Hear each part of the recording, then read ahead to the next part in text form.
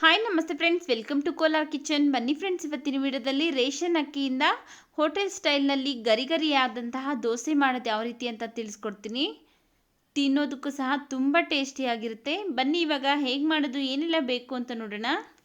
ನೋಡಿ, ಇಲ್ಲಿ ಒಂದು ಪಾತ್ರೆಗೆ ನಾನು ಈ ಗ್ಲಾಸಲ್ಲಿ 3 ಗ್ಲಾಸ್ ರೇಷನ್ ಅಕ್ಕಿ ಹಾಕ್ಕೊಳ್ತಾ ಇದ್ದೀನಿ. ನಂತರ ಇದಕ್ಕೆ ನಾವು ಯಾವ ಗ್ಲಾಸಲ್ಲಿ ಅಕ್ಕಿ ತೊಗೊಂಡಿದ್ರಲ್ಲ ಅದೇ ಗ್ಲಾಸಲ್ಲಿ 3/4 ಗ್ಲಾಸು ಉದ್ದಿನಬೇಳೆ ಹಾಕ್ಕೊಳ್ತಾ ಇದ್ದೀನಿ. ನಂತರ ಅದೇ ಗ್ಲಾಸಲ್ಲಿ ಅರ್ಧ ಗ್ಲಾಸು ಗಟ್ಟಿ ಅವಲಕ್ಕಿ ಹಾಕ್ಕೊಳ್ತಾ ಇದ್ದೀನಿ. ನಂತರ 2 ಟೇಬಲ್ ಸ್ಪೂನ್ ಆಗೋಷ್ಟು ಕಡಲೆಬೇಳೆ ಹಾಕ್ಕೊಳ್ತಾ ಇದ್ದೀನಿ. ಹಾಗೆಯೇ 1 ಟೇಬಲ್ ಸ್ಪೂನ್ ಆಗೋಷ್ಟು ಮೆಂತ್ಯಕಾಳು ಹಾಕ್ಕೊಳ್ತಾ ಇದ್ದೀನಿ. ಈಗ ಇವಿಷ್ಟನ್ನು ಒಂದು 4ರಿಂದ 5 ಸರಿ ಚೆನ್ನಾಗಿ ವಾಶ್ ಮಾಡ್ಕೊಳ್ಬೇಕು. ನೋಡಿ, ಒಂದು 4ರಿಂದ 5 ಸರಿ ಚೆನ್ನಾಗಿ ವಾಶ್ ಮಾಡ್ಕೊಂಡಿದ್ದೀನಿ. ಈಗ ಇದಕ್ಕೆ ಮುಳುಗುವಷ್ಟು ನೀರನ್ನು ಹಾಕ್ಕೊಳ್ತಾ ಇದ್ದೀನಿ. ನೀರನ್ನು ಹಾಕಿದ್ಮೇಲೆ ಒಂದು ಲಿಡ್ನ ಕ್ಲೋಸ್ ಮಾಡಿ ಒಂದು 5ರಿಂದ 6 ಗಂಟೆಗಳ ಕಾಲ ನೆನೆಯೋದಕ್ಕೆ ಬಿಡಬೇಕು.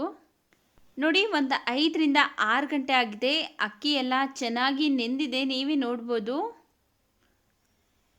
ಈಗ ಈ ಅಕ್ಕಿನ ನಾವು ಮಿಕ್ಸಿ ಜಾರ್ಗೆ ಹಾಕ್ಕೊಂಡು ರುಬ್ಕೋಬೇಕು. ನಿಮ್ಮ ಹತ್ರ ಗ್ರೈಂಡರ್ ಇದ್ದರೆ ಗ್ರೈಂಡರಲ್ಲೂ ಸಹ ರುಬ್ಕೊಳ್ಬೋದು. ನೀವೇನಾದರೂ ಫಸ್ಟ್ ಟೈಮ್ ನಮ್ಮ ಚಾನಲ್ಗೆ ವಿಸಿಟ್ ಮಾಡಿ ವಿಡಿಯೋ ನೋಡ್ತಾ ಇದ್ದರೆ ಪ್ಲೀಸ್ ನಮ್ಮ ಚಾನಲ್ಗೆ ಸಬ್ಸ್ಕ್ರೈಬ್ ಮಾಡಿಕೊಂಡು ಸಪೋರ್ಟ್ ಮಾಡಿ. ಈಗ ಮಿಕ್ಸಿ ಜಾರ್ಗೆ ಅಕ್ಕಿ ಹಾಕ್ಕೊಂಡಾಗಿದೆ. ಇದಕ್ಕೆ ಒಂದು ಸ್ವಲ್ಪ ನೀರನ್ನು ಸೇರಿಸಿ ನುಣ್ಣಗೆ ಗ್ರೈಂಡ್ ಮಾಡ್ಕೊಳ್ಬೇಕು. ಒಂದು ಸ್ವಲ್ಪನೂ ತರಿ ಇಲ್ಲದೆ ಇರೋ ಥರ ನುಣ್ಣಗೆ ನೋಡಿ ಈ ರೀತಿಯಾಗಿ ಗ್ರೈಂಡ್ ಮಾಡ್ಕೋಬೇಕು. ಈಗ ಇದನ್ನು ಒಂದು ಪಾತ್ರೆಗೆ ಸೇರಿಸ್ಕೊಳ್ತಾ ಇದ್ದೀನಿ.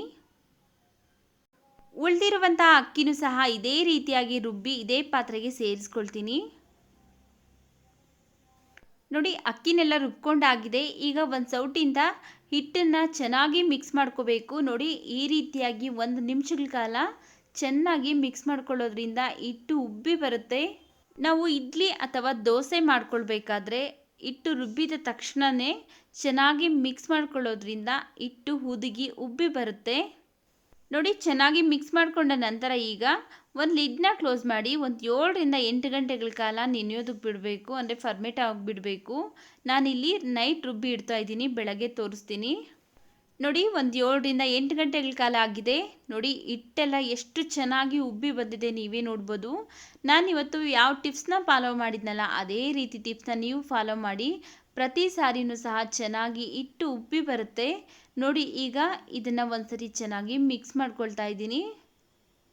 ನೋಡಿ, ಮಿಕ್ಸ್ ಮಾಡ್ಕೊಂಡಾಗಿದೆ.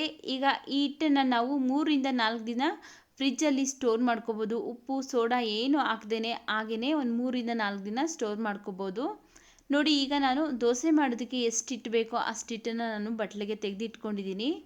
ಈಗ ಇದಕ್ಕೆ ರುಚಿಗೆ ತಕ್ಕಷ್ಟು ಉಪ್ಪನ್ನು ಹಾಕ್ಕೊಳ್ತಾ ಇದ್ದೀನಿ.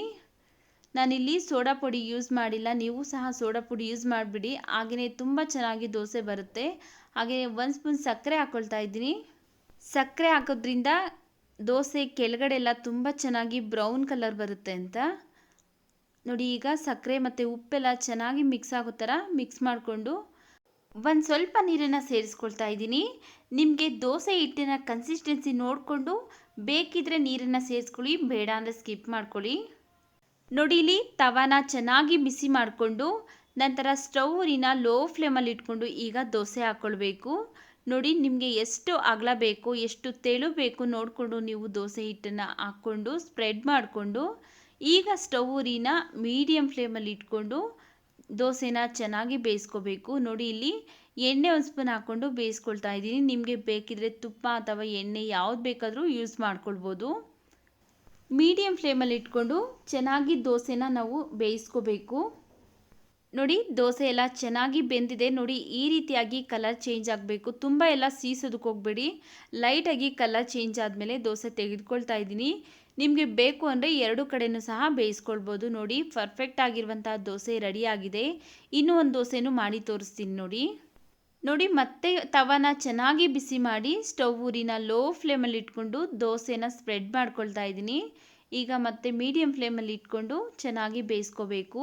ನಿಮಗೆ ಈ ಥರ ತೆಳು ದೋಸೆ ಬೇಡ ಅಂದರೆ ಸ್ವಲ್ಪ ದಪ್ಪನಾಗಿ ಸಹ ಮಾಡ್ಕೊಳ್ಬೋದು. ಮಾಡಿಕೊಂಡು 2 ಕಡೆಯೂ ಸಹ ಚೆನ್ನಾಗಿ ಬೇಯಿಸ್ಕೊಳ್ಬೇಕಾಗತ್ತೆ. ನೋಡಿ, ಈಗ 2ನೇ ದೋಸೆನೂ ಸಹ ಪರ್ಫೆಕ್ಟಾಗಿ ರೆಡಿಯಾಗಿದೆ.